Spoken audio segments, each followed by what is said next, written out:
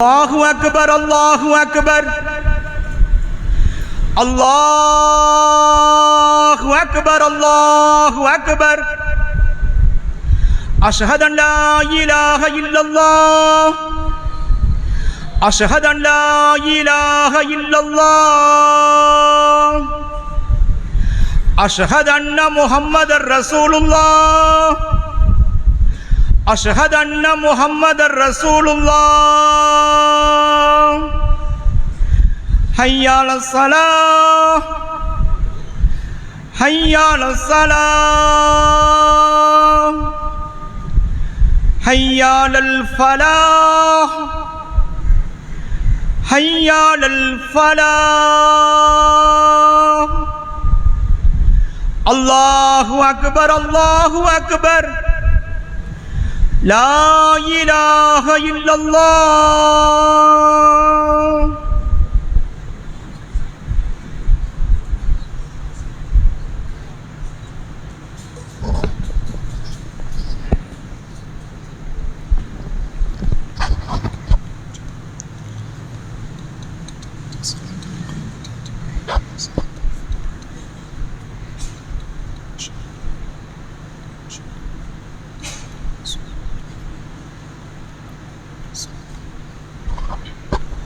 إن الحمد لله نحمده ونستعينه ونستغفره ونعوذ بالله من شرور أنفسنا ومن سيئات أعمالنا من يهده الله فلا مضل له ومن يضلله فلا هادي له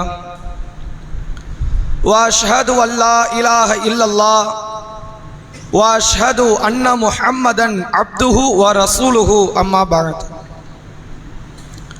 فقد قال الله تعالى في القرآن العظيم والفرقان المجيد فأعوذ بالله من الشيطان الرجيم يا أيها الذين آمنوا اتقوا الله حق تقاته ولا تموتن إلا وأنتم مسلمون يا أيها الناس اتقوا ربكم الذي خلقكم من نفس واحدة وخلق منها زوجها وبث منهما رجالا كثيرا ونساء واتقوا الله الذي تساءلون به والأرحام إن الله كان عليكم رقيبا يا أيها الذين آمنوا اتقوا الله وقولوا قولا سديدا يصلح لكم أعمالكم ويغفر لكم ذنوبكم ومن يطع الله ورسوله فقد فاز فوزا عظيما கண்ணியத்திற்கும் பெருமதிப்பிற்கும் உரிய எல்லாம் வல்ல அல்லாஹுவின் நல்லடியார்களே, அல்லாஹுடைய பேரருளால் அந்த ஏகநாயன் புனிதமாக ஆக்கியிருக்கக்கூடிய ஜும்மா தினத்தில் அவனை வணங்கி வழிபட வேண்டும் என்கிற உயர்ந்த லட்சியத்தோடு நாம் அல்லாஹுடைய ஆலயத்திலே ஒன்று திரண்டு இருக்கிறோம். இந்த நல்ல தருணத்தில் அல்லாஹுடைய தூதர் அவர்கள் எச்சரிக்கை ஊட்டிய ஒரு செய்தியை உங்களுக்கு மத்தியில் நினைவுபடுத்தலாம் என நான் ஆசைப்படுகிறேன். நபி அவர்கள் கூறினார்கள், இதா குல்தலி சாஹிபிக அன்சித் யௌமல் ஜும்ஆத்தி வல் இமாம் யக்துபு. ஜும்மா தினத்தன்று இமாம் உரை நிகழ்த்தும் பொழுது உங்கள் அருகில் இருக்கும் உங்கள் தோழரிடத்தில் நீங்கள் வாய் மூடுங்கள் என்று சொன்னாலும் பேசாதீர்கள், மௌனமாக இருங்கள் என்று நீங்கள் அறிவுரை பகிர்ந்தாலும் ஃபக்கதுல் லகௌத, நீங்களும் வீணான காரியத்தில் ஈடுபட்டு விட்டீர்கள், ஜும்மாவினுடைய பிரதிபலனை நலனை மறுமையில் நீங்கள் எதிர்பார்க்காதீர்கள் என்று நபி அவர்கள் சொல்லித்தந்த அந்த செய்தியை நாம் நமது உள்ளத்திலே ஆழ பதிந்து கொண்டு இந்த அமலில் நாம் முழுமையாக ஈடுபட வேண்டும். அன்பிற்குரிய சகோதரர்களே, கடந்த ஜும்மாவுக்கு முந்தைய ஜும்மாவில் இஸ்லாத்தின் பார்வையில் உரிமை மீட்பு என்ற தலைப்பில் உரை நிகழ்த்தப்பட்டிருந்தது. அதனுடைய தொடர் செய்திகளாக ஒரு சில தகவல்களை இந்த வார ஜும்மாவினுடைய பிரசங்கமாக உங்களுக்கு மத்தியிலே எடுத்துரைக்க நான் ஆசைப்படுகிறேன். அல்லாஹ் ரப்புல் ஆலமீன் மனித வாழ்க்கையில் பல கடமைகளை நியதிகளை அமைத்திருப்பதை போன்றுதான் உரிமைகளையும் அல்லாஹ் வழங்கி இருக்கிறான். எல்லா தரப்பு மக்களும், எல்லா துறை சார்ந்தவர்களும், எல்லா உறவுக்காரர்களுக்குமே ஒரு குறிப்பிட்ட விகிதாச்சாரத்தில் இஸ்லாம் உரிமையை பகிர்ந்தளிக்கிறது. தாய் தந்தையர்களுக்கு என்ற ஒரு சில உரிமைகள் இருக்கிறது. பிள்ளைகளுக்கென்ற உரிமை இருக்கிறது, மனைவி கணவன் என்பவர்களுக்கான உரிமை இருக்கிறது, சொந்த பந்தங்களுக்கான உரிமை, அண்டை வீட்டார்களுக்கான உரிமை, நட்பு வட்டாரங்களுக்கான உரிமை என்று அல்லாஹ் இந்த உலகத்தில் உறவு சார்ந்த உரிமைகளை வழங்கியிருக்கிறான். இது அல்லாமல் பொதுவாக மனிதர்களாக இருப்பவர்களுக்கென்று சில உரிமைகளை இறைவன் நியதியாகவே அமைத்திருக்கிறான்.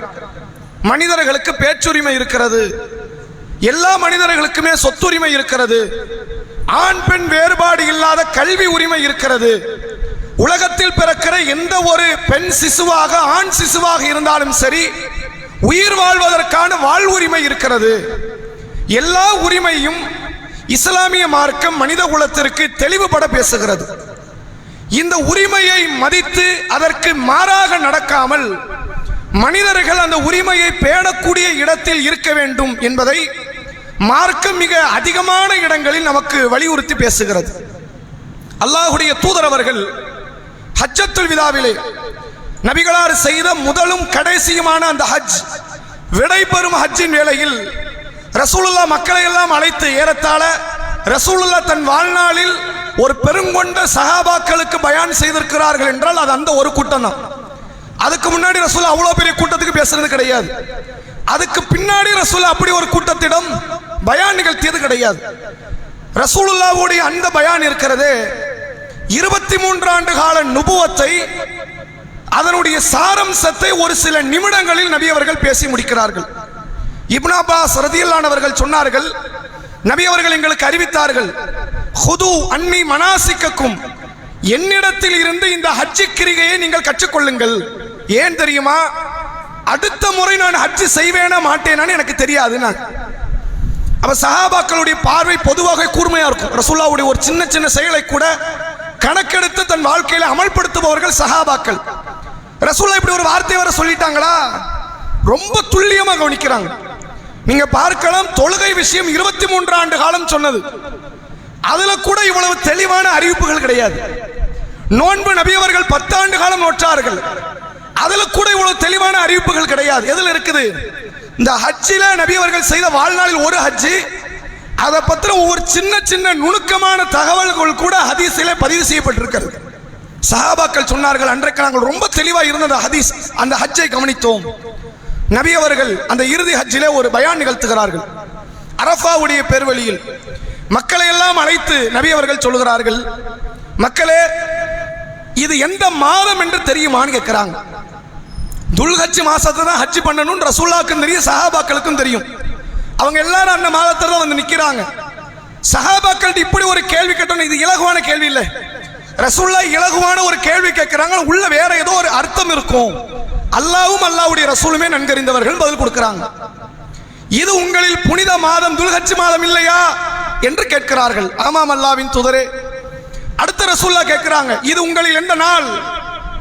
இந்த செய்தி நகருடைய நாளில் நடந்ததாகவும் ஹதீஸ் வருவதனால் ரசூலுல்லாஹ் சொல்கிறார்கள், இது உங்களிலே புனிதமிக்க நகருடைய நாள் இல்லையா, அறுக்கக்கூடிய நாள் இல்லையா என்று கேட்கிறார்கள். ஆமாம் அல்லாஹ்வின் தூதரே. இது எந்த நகரம் என்று கேட்கிறார்கள். அங்கிருக்கிற முஹாஜிர்கள் எல்லாம் பிறந்து வளர்ந்து வாழ்ந்த பூமி அது. ஆனால் சொல்லுகிறார்கள், அல்லாஹ்வும் அல்லாஹ்வுடைய ரசூலும் நன்கறிந்தவர்கள். ரசூலுல்லாஹ் சொல்கிறார்கள், இது புனித மக்கமா நகரம் இல்லையா? ஆமாம் அல்லாஹ்வின் தூதரே. நபி அவர்கள் சொன்னார்கள், இன்ன திமாஅக்கும் வ அம்வாலக்கும் வ ஆராதக்கும் கஹுர்மத்தி யௌமிக்கும் ஹாதா ஃபி பலதிக்கும் ஹாதா ஃபி ஷஹரிக்கும் ஹாதா. இந்த நாள் எவ்வளவு புனிதமோ, இந்த மாதம் எவ்வளவு புனிதமோ, இந்த மக்கமா நகரம் எவ்வளவு புனிதமோ, அதற்கு சரி நிகர் புனிதம் எது தெரியுமா? உங்களுடைய உயிர், உங்களுடைய பொருளாதாரம், உங்களுடைய மானம் புனிதமானது. நீ யாருக்கும் அதை இழந்துடாத, யாரும் அதை தவறான முறையில் அபகரிக்கவும் செய்து விடாதே என்று அல்லாஹ்வுடைய தூதர் அவர்கள் காபத்துல்லாவுக்கு சமமான உரிமைன்னு எதை சொன்னாங்க, புனிதம் எதை சொன்னாங்க? நம்முடைய உயிர், இரத்தம், மானம், பொருளாதாரம் அதற்கு நிகரானது. காபத்துல்லாவை இடிக்க ஒரு கூட்டம் வந்தா சும்மா இருப்போமா? துல்ஹஜ் மாதத்தை இழிவுபடுத்த ஒரு கூட்டம் வந்தா சும்மா இருப்போமா? துல்ஹஜ் பெருநாள் தினத்தை அதை இழிவுபடுத்த, அதனுடைய கண்ணியத்தை சீர்குலைக்க ஒரு கூட்டம் துடித்தது என்றால் சும்மா இருப்போமா? அதுக்கு எப்படி நீ அமைதியா இருக்க மாட்டியோ, உங்களில் ஒருவருடைய ரத்தம் பறிக்கப்படும் போது நீ சும்மா இருக்காதேங்கிறாங்க. உங்களில் ஒருவருடைய மானம் பறிக்கப்படும் போது நீ சும்மா இருக்காத.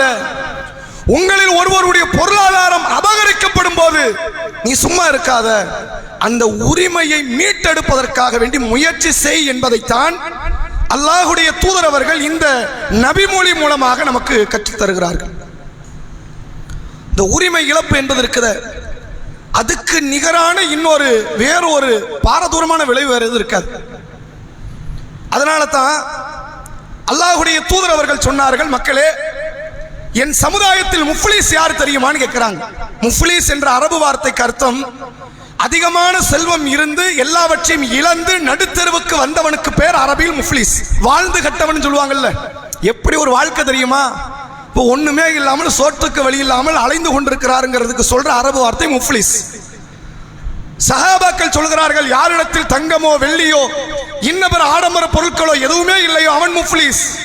நபிகளார் சொன்னார்கள், என் சமுதாயத்தில் அவர்கள் அல்ல முஃப்லீஸ். மறுமையில் பெருங்கொண்ட நன்மைகளை கொண்டு வருவார்கள். தொழுகையை, நோன்பை, ஜக்காத்தை, ஹஜ்ஜை, இன்ன பிற அமல்களை, எதுவெல்லாம் மார்க்கத்தினுடைய பெரும் அமல்கள் என்று சொல்லப்பட்டதோ அதையெல்லாம் செய்து மூட்டை மூட்டையாக கொண்டு வருவார்கள் மறுமையிலே சில கூட்டம் நன்மைகளை.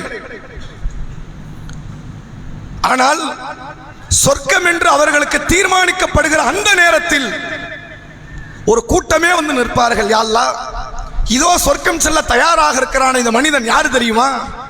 என் ரத்தத்தை ஓட்டியவன், என்னை கொலை செய்தவன், என்னை மானபங்கப்படுத்தியவன், என்னுடைய ரோஷ உணர்வை உணர்ந்து கொள்ளாமல் என்னை இழிவுபடுத்தியவன், என்னை புறம் பேசியவன், அவதூறு பேசியவன், எனது பொருளாதாரத்தை களவாடியவன், மோசடி செய்தவன், இவனுக்கு சொர்க்கம் கிடைக்கலாமா? அப்ப ஒரு பக்கம் அமல்கள், மறுபக்கம் மனித உரிமைகள் விஷயத்திலே விளையாடிய மனிதர். உடனே அல்லாஹ் கொடுக்கிற தீர்ப்பை பாருங்கள். சொர்க்கம் செல்ல தயாரா இருக்கிறார். அல்லாஹ் மன்னிக்க முடியும்ல? அல்லாஹ்வுடைய மன்னிப்பு இருக்கிறத ஷிர்க கூட மன்னிப்பா, மௌத்துக்கு முன்னாடி மன்னிப்பு தேடணும். ஃபிரௌனுக்கு வாய்ப்பு கொடுத்தானே, கொலைகளை செய்தான், ஆண் குழந்தைகளை கொல்ல தயாராக இருந்தான், ஆண்டாண்டு காலமாக இதை வழிமுறைப்படுத்தினான். மூசா நபியை தப்பிச்சது இறைவனுடைய பேரொரு. மூசா நபி பிறப்பில் இருந்தே, அதற்கு முந்தைய காலத்தில் இருந்தே குழந்தைகளை கொல்லுவதை அவன் ஒரு வழிமுறையாக கடைபிடிக்கிறான். எதுவரை? மூசா நபி தூதராக வருகிற வரை அந்த நிலை இருந்துச்சு. அப்படிப்பட்டவனுக்கு அல்லாஹ் என்ன தெரியுமா சொல்றான்? கௌலா லஹு கௌலன் லையின், ஃபிரௌனிடத்தில் நளினமான சொல்லை சொல். மூசாவே, ஹாரூனே, நீங்கள் நளினமான சொல்லை சொல்லுங்கள். ஒருவேளை ஃபிரௌன் திருந்தலாம், நேர்வழி பெறலாம், இரையச்சமுடையவனாக மாறலாம், அல்லாஹ்வின் அருளை எதிர்பார்க்கலாம் என்று சொல்லி அல்லாஹ் அனுப்புகிறான். இறைவனுடைய மன்னிப்பு என்பது பிரம்மாண்டமான மன்னிப்பு. தன்னை கடவுள் என்று அறிவித்த ஒருவனை கூட மன்னிக்க அல்லாஹ் தயாராக இருந்தான். மன்னிப்பு கேட்டா, திருந்தினால், கலிமாவை ஏற்றுக்கொண்டால் மன்னிக்க தயாராக இருந்தான். ஆனால் மறுமை நாளில் பெருங்கொண்ட நன்மைகளோடு வந்த, கலிமாவை மொழிந்த, ஏகத்துவத்தை வாழ்ந்த அத்தகைய இஸ்லாமியர்களை அல்லாஹ் மன்னிக்க மாட்டான் என்கிறது. ஏன்? நீ உரிமை விஷயத்தில் விளையாடி விட்டாய். ஏன் உரிமை இல்லை? யார் உரிமை? அடியார்களுடைய உரிமை. யாருடைய உரிமையை நீ பறித்தாயோ அவன் மன்னிக்காதவரை உனக்கு மன்னிப்பு கிடையாது. அவன் எதை பொருந்து கொள்வானோ அதுதான் இன்றைக்கு தீர்ப்பு. எதை பொருந்து கொள்வான்? தங்கத்தை கொடுத்த வாங்குவானா? நரகமா சொர்க்கமான்னு தெரியல. தங்கத்தை வச்சுட்டு என்ன செய்ய? வெள்ளியை கொடுத்த வாங்குவானா? நீ உலகத்தில் அவனை திட்டி இருக்கிற, நீ பதிலுக்கு திட்டுனா அவனுக்கு மனசாருமா? இங்க எல்லாருமே இழிவா தான் நிக்கிறாங்க. நான் இவனை திட்டனால இவன் கூடுதல் இழிவு அடைஞ்சிட போறானா? இங்க எது பைசல் ஆகும்?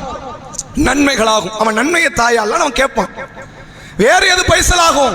என் தீமையை அவன் தலையில கூடு, நான் இந்த பிச்சை போதும். இந்த நிலை வரும்பொழுது அல்லாஹ் என்ன செய்வான்? அத்தகைய உரிமை மீறல் செய்த குற்றவாளிகளுடைய நன்மைகளை பகிர்ந்தளித்து, யாருக்கு எதிராக அநீதி இழைக்கப்பட்டதோ அவர்களுடைய தீமைகள் பகிர்ந்தளிக்கப்பட்டு, அநீதி இழைத்தவன் நரகம் செல்வான், அநீதிக்குள்ளாக்கப்பட்டவன் சொர்க்கம் செல்வான் என்றார்கள் நபி அவர்கள். இப்படிப்பட்ட வார்த்தைன்னு பாருங்க. ரப்புடைய ஒரே கான்செப்ட் ஒண்ணுதான். என் ஏகத்துவத்திற்கு பிறகு, தன்னுடைய மார்க்கத்தின் அடிப்படை கொள்கைக்கு பிறகு மனித உரிமைகள் விஷயத்தில் தான் அதிகமான கவனத்தை அல்லாஹ் செலுத்துகிறான். ரசூலுல்லாஹ் சொல்றாங்க, மறுமை நாளில் முதலில் கேள்விகள் கேட்கப்படுவது எது தெரியுமா? நம்ம எல்லாருக்குமே தெரிஞ்சது என்னது? தொழுகை. அவ்வளவு மா யுஹாஸபு பிஹில் அப்து யௌமல் கியாமத்தி அஸ்ஸலா.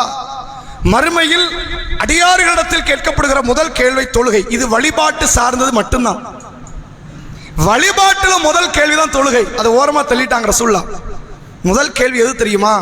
மனித உரிமைகள் சார்ந்ததில் கொலையை பற்றி தான் அல்லாஹ் முதலில் விசாரிப்பான். திருட்டு நடந்தது, வேறு வேறு வகையான மோசடி நடந்ததெல்லாம் பின்னாடி வா. கொலை செய்தவர்கள் எல்லாம் முன்னால் வா. முதல்ல உங்க கதையை முடிச்சிடுறேன், அடுத்தடுத்த கதைகளை பின்னால் பார்ப்போம் என்று அல்லாஹ் முதலில் கொலையை பற்றி தான் விசாரிப்பான் என்றார்கள் நபி அவர்கள். இந்த உரிமைக்கு அவ்வளவு முக்கியத்துவம் இஸ்லாம் கொடுக்கிறது. எந்தெந்த இடத்திலெல்லாம் உரிமை பறிக்கப்படுகிறதோ இஸ்லாமியர்கள் வெகுண்டு எழ வேண்டிய இடம் என்று காட்டுகிற இடங்கள் அதுதான். ரசூலுல்லாஹ்வுடைய வாழ்க்கை அல்ல 3 கூறாக பிரிக்கிறான். யஹ்யா நபி பிறக்கும்போது நபி தானே, ஆனா நம்ம முகமது நபி அல்லாஹ் ஆக்கல. ஈசா நபி பிறக்கும்போது நபி தானே, நம்ம முகமது நபி அல்லாஹ் ஆக்கல.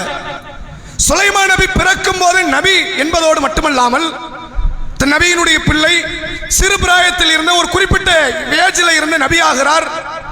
அவருடைய வாழ்நாளில் தந்தைக்கு பிறகு வாரிசுரிமை அடிப்படையில் ஆட்சியை பெறுகிறார். ரசூலுல்லாஹ் அல்லாஹ் அப்படி கொடுத்திருக்கலாம்ல, இது எதையுமே அல்லாஹ் செய்யல. பிறக்கும் போது நபியாக்கல, ஆரம்பத்தில் ஆட்சியை கொடுக்கல. ஏன் கொடுக்கல தெரியுமா? நபியின் வாழ்க்கையில் 3 கூறுகளாக பிரிக்கிறோம். 40க்கு முன்பு ஒரு வாழ்க்கை, ஹிஜ்ரத்துக்கு முன்பு ஒரு வாழ்க்கை, ஹிஜ்ரத்துக்கு பின்பு ஒரு வாழ்க்கை. 3 கூறு. இந்த 3லயுமே ஒரு வகை சுன்னா நமக்கு இருக்கிறது. என்ன சுன்னா அந்த 3ல இருக்கிறது? 40க்கு முன்னாடி நபியுடைய வாழ்க்கையை பாருங்களேன். ரசூலுல்லாஹ் மது அருந்தியது கிடையாது. ரசூலுல்லாஹ் எந்த விதமான ஆபாசமான கொச்சையான கடுகளவு செயல்ல கூட 40க்கு முன்னாடி ஈடுபட்டது கிடையாது. எந்த விதமான மோசடி திருட்டு எதுவுமே கிடையாது. ஆனால் நபி மக்களை திருத்தியதும் கிடையாது. யார்கிட்டயாவது போய் பிரச்சாரம் பண்ணாங்களா? அபூஜஹலிடத்தில், அபூலஹபிடத்தில், உத்பாவிடத்தில், ஷைபாவிடத்தில் திருடாத, மோசடி செய்யாத, பொம்பளை பிள்ளையை கொல்லாத, அநியாயகரமான காரியத்தில் ஈடுபடாத யார்கிட்டயா சொன்னாங்களா? உலகமே அந்த ஊரே பெண் பிள்ளையை கொன்றது. ரசூலுல்லாஹ் 4 பொம்பளை பிள்ளை அந்த 40க்கு முன்னாடி பெற்று வளர்க்க ஆரம்பிச்சாங்க. நீ என்ன பண்ணிக்க, என்ன உன்னால மாற்ற முடியாது, இப்படி இருந்தாங்க. அந்த 40க்கு முன்பு தன்னால் தீமையை தடுக்க முடியாத இயலாமையை உணர்ந்த அல்லாஹ்வுடைய தூதர் ஹிரா குகையிலே கொண்டு போய் தஞ்சம் புகுந்தார்கள். 40க்கு முன்னாடி உள்ள வாழ்க்கை தான். அல்லாஹ் வஹியை கொடுக்கிறான். நுபுவத்தினுடைய பாதையிலே கதவை திறந்து விட்டு அல்லாஹ் நபி ஆக்குகிறான். ரசூலுல்லாஹ் வந்தார்கள். இனி என்ன? இனி என் கண்ணு முன்னாடி என்னுடைய சமுதாயத்தில் என் காதுபட ஒரு தீமை நடந்தால் என் வாய் பேசும். இனிமேல் தொடர்ச்சியா பிரச்சாரம்.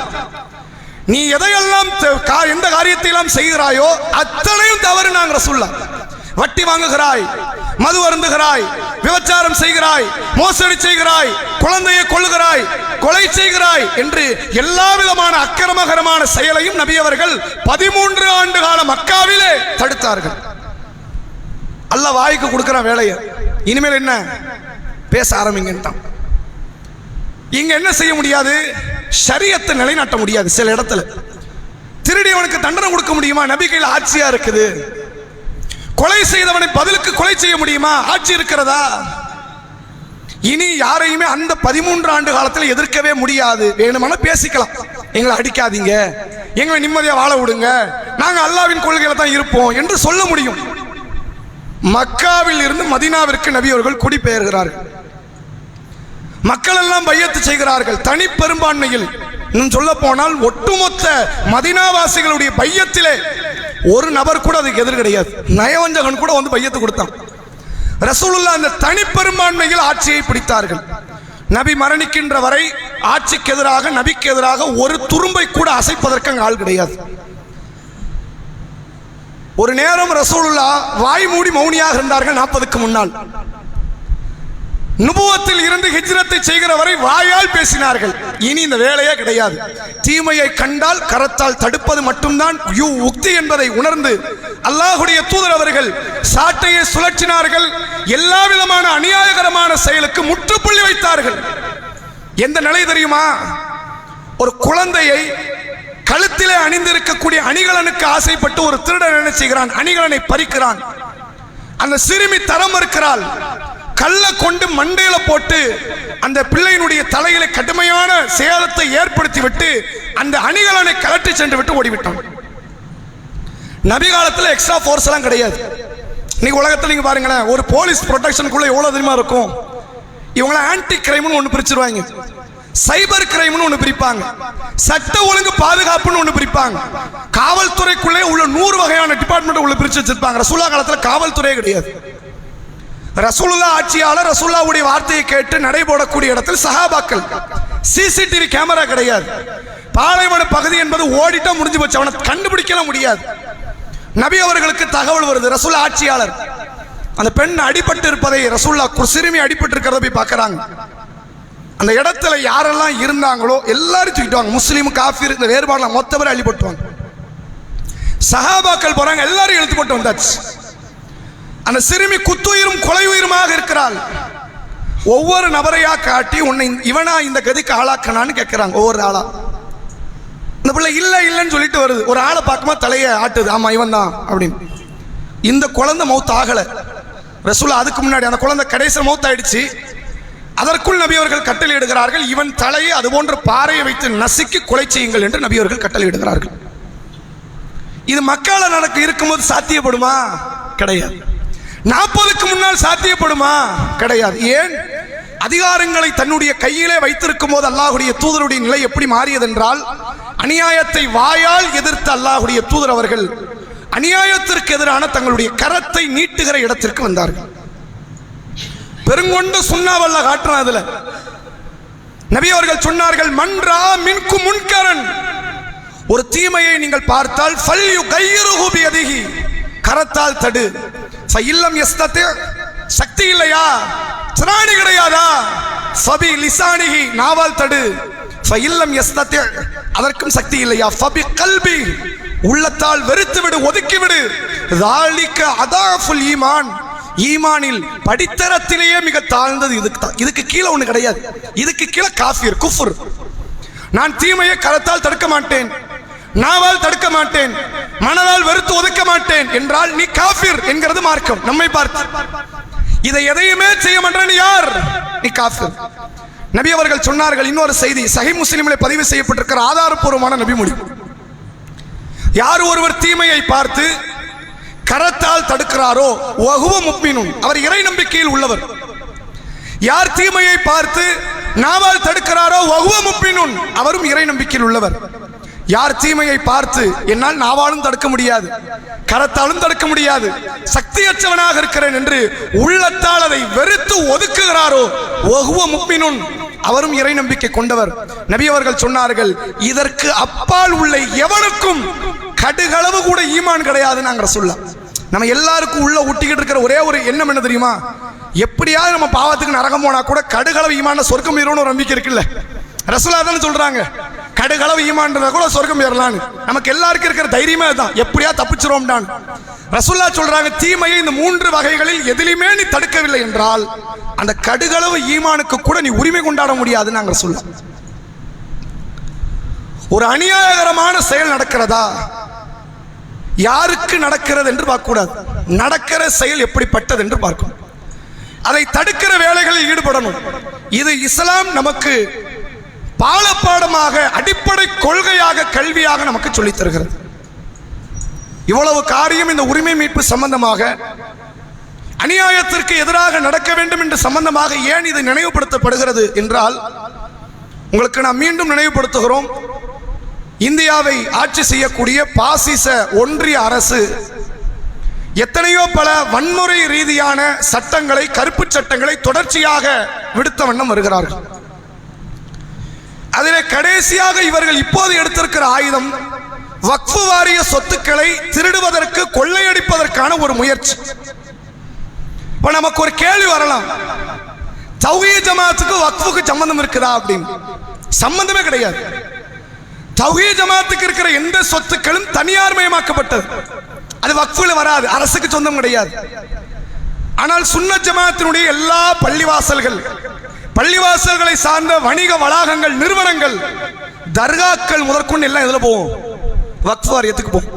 நீங்க தான் தர்காக்கு எதிரான ஆளச்ச, நீங்க அதை தடுக்கலாமா? வேணுமா? அவன் அடிச்சுட்டு போறான். புருஷ முண்டாட்டிக்குள்ள 1000 கண்டை வரும், 3வது ஒருத்தர் உள்ள வரலாமா? இது கூடாது என்பது எனது வாதம். இந்த ஜமாத்தில் இந்த கொள்கையில பயணிப்பவர்கள் வாதம், கூடுங்கிறது அவன் வாதம். நான் கூடாதுன்னு ஏன் சொல்றேன்?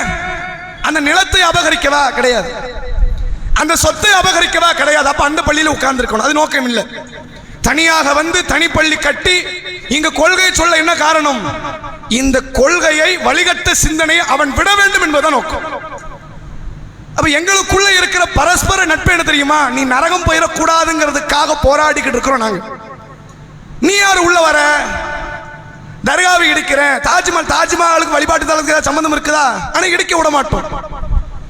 தாஜ்மஹால் அது ஒரு வகையான இந்தியாவிலே ரொம்ப ஃபேமஸான தர்கான்னு அதை சொல்லலாம், அது தர்கா தானங்க அது. ஆனால் இது இஸ்லாமியர்கள் சொத்து, அதை தர்காவை ஆக்கவா இடிச்சு பள்ளிவாசல் ஆக்கவா நான் பார்த்துக்கிறேன். இஸ்லாமியர்களாகிய எங்களுக்கு தெரியும். நீ அதுல கை வைப்பாயா? ஆனால் இது உலகமாக அநீதி, உரிமைக்கு எதிரான காரியம். இப்படி ஒரு காரியத்தை நீங்கள் செய்தால் முழு முஸ்லிம்களும் ஓர் அணியில திரண்டு அதை எதிர்க்கத்தான் செய்வார்கள். முஸ்லிம்களுக்குள்ளே உள்ள 1008 சண்டைகள் இருக்கலாம், கொள்கை ரீதியாக, சட்ட ரீதியாக. ஆனால் அது எங்களுக்குள் சார்ந்த சட்டங்கள், எங்களுக்குள் உள்ள பிரச்சனைகள். அதனால் எங்களை கருவறுக்க வேண்டும் என்ற ஒற்றை நோக்கத்தோடு இந்தியாவிலே ஆட்சி அமைத்திருக்கிற உங்களை கடுகளவு கூட இந்த வக்ஃபு வாரியத்திலிருந்து ஒரு செங்கலை, கைப்பிடி மண்ணை கூட எடுப்பதற்கு நாங்கள் அனுமதிக்க மாட்டோம் என்பதுதான் ஒட்டுமொத்த முஸ்லிம்களினுடைய இன்றைய குரலாக இந்தியாவில் ஒலித்துக் கொண்டிருக்கிறது. இதுதான் உண்மை. எங்களுக்குள்ள 1000 ஜெண்டா இருக்கட்டும், வக்ஃபு வாரியம் உனக்குரியதா?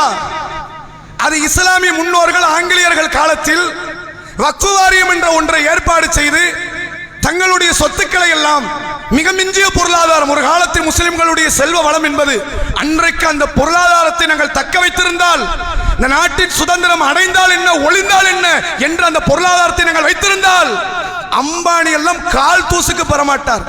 அதை விட பெருங்கொண்ட பொருளாதாரத்தை இந்த முஸ்லிம்கள் இன்றைக்கு தக்க வைத்திருக்க முடியும். எத்தனை 1000 கோடி ரூபாய் தெரியுமா? அதை மதிப்பு போட்ட இந்தியாவினுடைய கடனை 2 மடங்கு 3 மடங்கு அடைக்க முடியும் முஸ்லிம்கள் நினைத்தால். அவ்வளத்தையும் இந்திய சுதந்திரத்திற்காக வேண்டிய அள்ளி எறிந்த மக்கள் இந்த முஸ்லிம் முன்னோர்கள். அவர்கள் மிச்சம் வச்சதுதான் இந்த வக்ஃபு வாரியம். வக்ஃபு வாரிய சொத்து மதிப்பு தெரியுமா உங்களுக்கு? எத்தனை லட்சம் ஏக்கர் கணக்கிலான இடங்கள் இருக்கிறது தெரியுமா?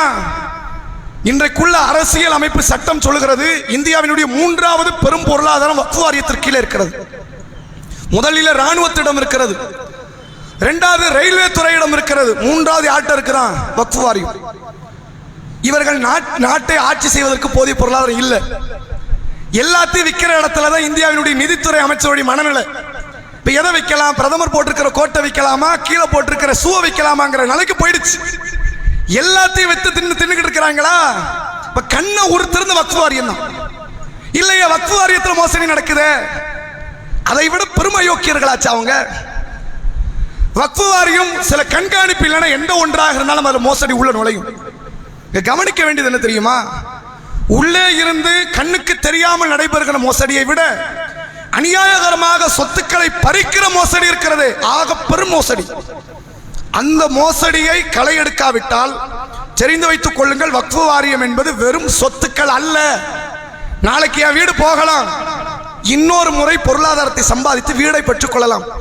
உங்கள் வீடோ, கடைகளோ, உங்கள் வணிக வளாகங்களோ, உங்கள் சொத்துக்களோ போகலாம், மீண்டும் பொருளாதாரத்தை சம்பாதித்து எடுத்துக்கொள்ளலாம். வக்ஃபு எடுத்துக்கலாமே, எடுக்க முடியாது. வக்ஃபு போயிடுச்சுன்னு நீங்க எடுக்க முடியாது. ஏன்?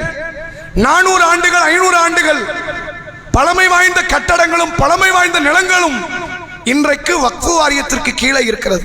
இது எதை சொல்லுது தெரியுதா? வேலூர்ல கோட்டை இருக்கலாங்க, வக்ஃபு கீழே உள்ள கோட்டை. அந்த வேலூர் கோட்டை இருக்குது, அது எதை உணர்த்துது? நாங்க 300 வருஷம் 400 வருஷமா இந்த நாட்டில் இருக்கிறோங்கிறத காட்டுற சான்றது. தாஜ்மஹால் இருக்குது, என்ன சுதந்திரத்துக்கு அப்புறம் கட்டினதா? அது 100 ஆண்டுகள் பழமை பெற்ற ஆலயங்கள், அதெல்லாம் பெரும் பெரும் கட்டுமானங்கள். பாபர் மஸ்ஜித் எது? அட 400 ஆண்டுகள் 300 ஆண்டுகளுக்கு மேலாக இருக்கிற ஆலயம். இது எதை உணர்த்துது தெரியுமா? நான் இந்த நாட்டில் பூர்வக்குடி மக்களா இருக்கிறேங்கிறத காட்டுது.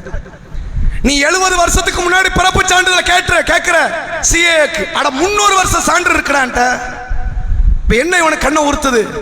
இது இருக்கிற வரைக்கும் உனக்கு குடி உரிமை சட்டத்தை கொண்டு வர முடியாது. இடிச்சு தரமட்டமாக்கி சொத்துக்களை எல்லாம் எடுத்து அம்பானி அதானி என்ற 2 குஜராத்தி குத்தி கொடுத்தோம். நீங்க அந்த குஜராத்தி கட்டி இருக்கிற வீடு கூட வக்ஃபு வாரியத்திற்கு சொந்தமான நிலம். பல 1000 கோடி ரூபாய் போட்டு கட்டப்பட்ட வீடு இருக்குது, 1500 கோடி ரூபாயா. 3 ஃப்ளோருக்கு கார் பார்க்கிங்கா. அட வாப்பா நீ எல்லாத்தையும் கட்டணும், உன் சொந்த இடத்துல கட்டணும். ஊரா ஊட்டி இடத்தை அடித்து உலையில போட்டு அதன் மூலமாக ஆலயத்தை கட்டி 5000 கோடி ரூபாய்க்கு திருமணத்தை நடத்துவதில் பெருமையாது? இது உலகமகா களவாணித்தனம். இதை செய்கிறார்கள். இந்த வக்ஃபு வாரியம் நம்மை விட்டு போய்விடுமே ஆனால், சுன்ன ஜமாத்துக்கா தௌஹீத் ஜமாத்துக்கு நீயே வச்சுக்க, சுன்ன ஜமாத் தேவையே கிடையாது. ஆனால் உங்களை விட்டு அது வெளியேறி விடுமே ஆனால், இஸ்லாமியர்களுக்கான சான்று, இந்த நாட்டின் பூர்வக்குடி மக்கள் என்பதற்கான சான்று இந்த நாட்டிலிருந்து அளிக்கப்படும். இதை ஒவ்வொரு முஸ்லிம்களும் புரிந்து கொள்ளுங்கள்.